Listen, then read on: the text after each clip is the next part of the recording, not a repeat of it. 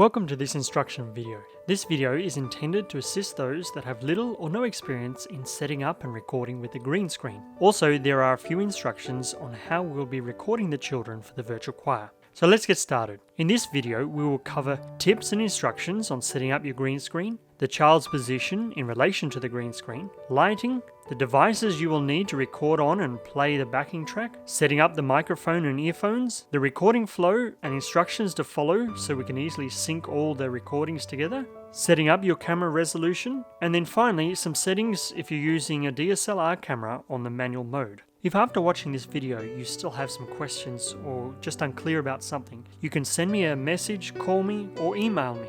My number is 0411 250 852 and email is lknebone@sdarm.org.au and I'll be happy to help out. So let's get started. Okay, so I have 3 tips for setting up your green screen that will help to get the best results. When setting up your green screen, make sure it goes about half to a meter above the child's head and comes down to the floor with a slight curve and onto the ground, just enough for them to stand on with about half a meter in front. Number 2, remove all wrinkles from the screen. This is important to prevent shadows and lines showing up on the recording, and this can easily be done by ironing the cloth. Number 3, it's important to have an evenly lit screen. Now the goal is to have the same shade of green across the entire portion of the screen that will be recorded. This can be done by using 2 large soft lights to light up the screen, or if this is not an option, place the screen in a room that is well lit, preferably not directly under your ceiling lights, as these will cast a shadow on the child. Where to place the child on the green screen? Start by getting the child to stand in front of the screen by at least half a meter. This helps to prevent the green colour spilling onto the child, but not too far that they go out of frame on your camera. To prevent this, check your camera and adjust the position of the child so that they are away from the back of the screen while still standing on the screen, and that your camera is able to get a full body shot. If you're using lights to light up your screen, make sure that the child stands even with or in front of the lights. This is to prevent them from looking like that they're glowing on each side. Lighting. So to get the best results when shooting with a green screen, you will need 3 lights. 1 to light up the child, and 2 to light up the green screen. If you have 3 lights, place 2 lights at a 45 degree facing the green screen and the other one at a 45 degree angle facing the child. If you only have 1 light, place it on a 45 degree angle to the child, but back far enough that it lights up the face and the body as evenly as possible. Devices you'll need. So you'll need 2 devices. The first one is your recording device. This can be a DSLR camera, a Handycam, a phone or a tablet, as long as it takes good quality video and you're able to have it on a tripod or a stand. The second device is for the child to watch and listen to the virtual choir recording video that we've provided, and this has instructions, a countdown timer, and Jade as she takes them through the song. You will need to place this second device either above or below the camera, as close as possible, so while the child is watching the video, it looks as though that they're actually looking into the camera. Microphone and earphone setup. Okay, so for the microphone, here are a few options. The best setup is to use an external mic on a boom, similar to what I have here. This allows you to get the mic closer to the child without it being seen in the recording. The second option is to use the lapel mic, which can be clipped on the neckline of the t-shirt, and then the cable is run around the back of the neck and underneath the shirt or on the back of the shirt and down the child to the ground. If neither of these options are available, then you can use the inbuilt mic on your recording device. Whatever option you go with, just be mindful of ambient noises and try to eliminate them as far as possible. These can be things like fans, air conditioners, noise coming in from an open window, or simply the time of day when there's a lot of traffic noise outside. For the earphones, place only 1 earphone in the child's ear of their choosing, and bring the cable around the back of the neck and down behind the child, and this cable will need to be plugged into the device that will be playing the backing music, but only when you're instructed to do so. Now you might have noticed that the earphones generally are not long enough to go from the child to the recording device. For this reason, you will need to use an extension cable. If you do not have one and live in Australia, we can send you one by post on loan for the project. Otherwise, you may need to run down to your local music or electronics store and purchase one. So it needs to be about 3 meters long, and just check before purchasing that it actually is compatible with the earphones that you're going to be using. Recording and workflow. This part is very important as it will create a lot of post-production work or even unusable recordings if it's not followed correctly. So I'm going to run you through a few steps that need to be actioned just before the child begins singing.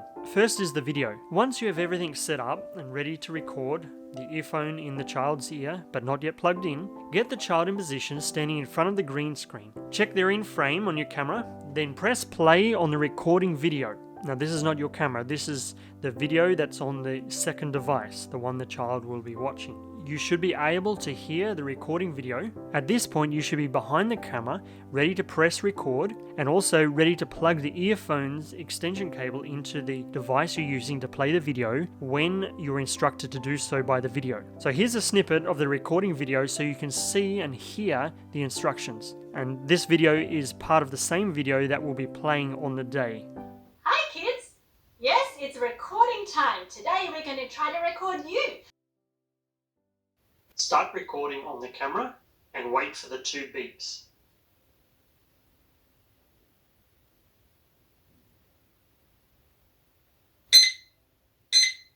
Plug the earphones into the second device. So just quickly recapping, the earphones are unplugged, the camera's ready, you press start playing on the video, and when instructed to, start recording on your camera. Wait until you hear 2 beeps, and then you will be instructed to plug in the earphones. Now if everything is working, the child should be the only one hearing the video at this point. Camera resolution. If you're using a phone or a tablet to record on, we just need to check that the camera's resolution is the right size. So start by opening up your camera, either on the phone or tablet, then look for the settings icon. Now most likely it will look like a cog or a wheel. Select it and scroll down till you find the selection for videos. Once there, select rear video, and what we're looking for is the resolution that is a minimum of 1920 by 1080. Now if yours is above this, that's okay. Select this if it's not already selected, and go out of the settings and your camera is ready for recording. DSLR manual settings. If you're using your DSLR camera on manual, then here are a few settings that you need to consider before recording. So the first one is the color temperature. So it's important to get the right white balance on your camera. A simple way to do this is set your camera's color temperature to the same as the light that's lighting up the child. If you are using a light to light up the child, look on the bulb or the light and find its color temperature. It will usually be between 2700K to 5600K. Now just a note, the K stands for Kelvin, which is the measurement used when measuring the temperature of light. Now, in the settings on your camera, find where you can adjust the color temperature manually. It might be under the white balance options, just depending on your camera. If you only have natural light or room lights, then try setting your camera to match, keeping in mind that generally indoor lights are warmer, sitting around the 3200 Kelvin, unless they're downlights, which come in a range of temperatures from warm to cool. But if you're still unsure, I've added a chart here that gives you some idea from candlelight all the way through until a cloudy day, and that'll just give you some indication where to set it. Next is the ISO. So it's important that the camera is correctly exposed. This simply means the right amount of light coming into the camera. The simplest way to manage this is by adjusting your ISO. To help with setting the right exposure, use your histogram and adjust the ISO so the information on the histogram is in the middle, not on either sides. If the information is all on one side, then it's too dark. If it's all on the other side, then it's too light.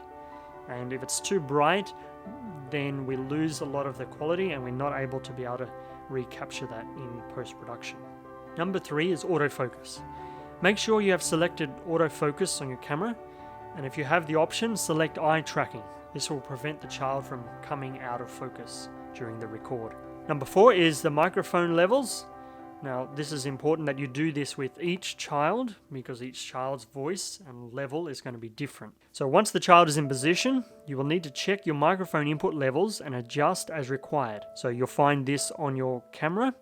You should have a level. You might have to select a few options to get it on the screen, and you'll see a gauge there that gives you the volume, microphone volume input. Ask the child to speak and then check that you're not getting red on your camera's mic input meter. So we would like to keep it between the 18 to 6 decibels. Anything over and the audio is close to peaking, and below, that makes it very difficult to amplify without getting a lot of ambient noise.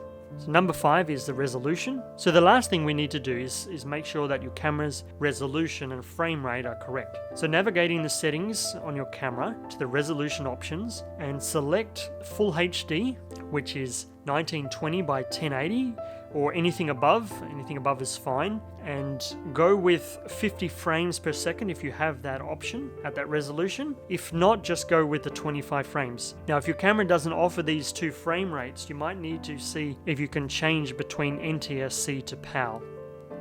Okay, so that's it for this short tips and instruction video. And as mentioned earlier, if you're uncertain about any part of this video, the setup, the recording, or the mic, or any of that, just get in touch by phone or by email. And I just want to thank you again for being part of this production. We really appreciate it, and look forward to the final videos being put together and being posted out on the LFE YouTube site. So thanks again, and God bless.